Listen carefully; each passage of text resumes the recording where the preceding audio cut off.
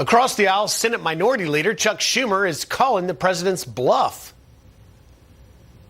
I believe that he will back off when faced with the opposition among business, among his own Republicans, and when he sees what a dumb move he has made.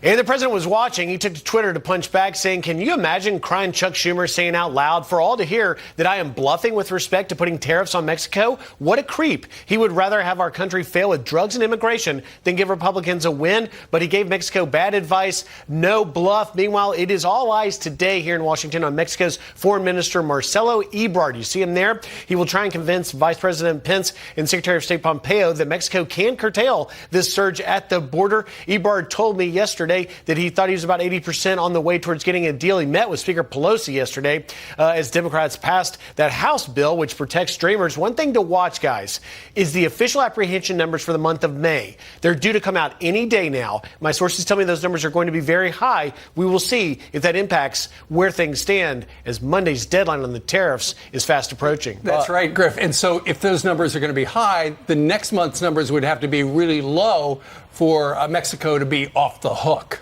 Yeah. Well, that's a good point, Steve. And traditionally, I asked the Border Patrol, I said, what's your traditional highest month out of the entire year? They said June. Yeah, Bad timing. Yeah, over 100,000 expected. Just how remarkably, thanks, Griff, how remarkably unself-aware Congress is. They caused this mess. They have not fixed the 3 or 4 things necessary to change laws to shut it off. And they're sitting there against the president on tariffs when he's using everything possible, not even put the wall aside, everything possible to stem the horrific crisis going on at our border. Somebody died yesterday, showed up with AIDS. You know, Lindsey Graham actually introduced a bill that would fix all of this. Yeah, and the White House isn't pushing it, and they should be. But the White House should be pushing, but so should Mitch McConnell. Hey, Mitch, pretend it's Brett Kavanaugh, all right? Push this forward because it's a national crisis. You cannot coast for the next year and a half. You should stand by the president, let him know privately what's going on with tariffs and how it would affect you economically, but let him know also it's the only hedge he can use to get Mexico to act. And what did? They showed up, and they've already taken some action, that according to the New York Times.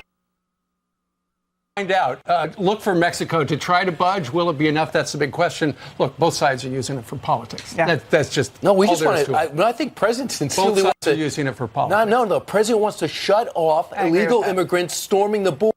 Nothing to do with politics. This is a crisis. Those people who are choosing not to do anything are saying that this is better for my party, my community. No, do you think the president does not want to shut off the border? No, do you think he does not want to shut off the border? Get behind legislation that will fix the problem. Right. And I think it is an issue that rallies his base. But no, this is not an issue. This is a catastrophe. You don't think he sincerely wants to stop 100,000 people from coming here illegally? Well, he wants to, and so do the Democrats, but they both have different ways of doing it. The Democrats don't want to stop it. Oh, they have done nothing. That means they have no interest in stopping it. They've done nothing. Zero. They don't even bring it up. They talked about DACA, but those are people that are already here. You're right. It's not even an issue. The crisis continues, and as Griff said, we'll see the numbers soon. But for now, we are going to go over to Jillian for some headlines.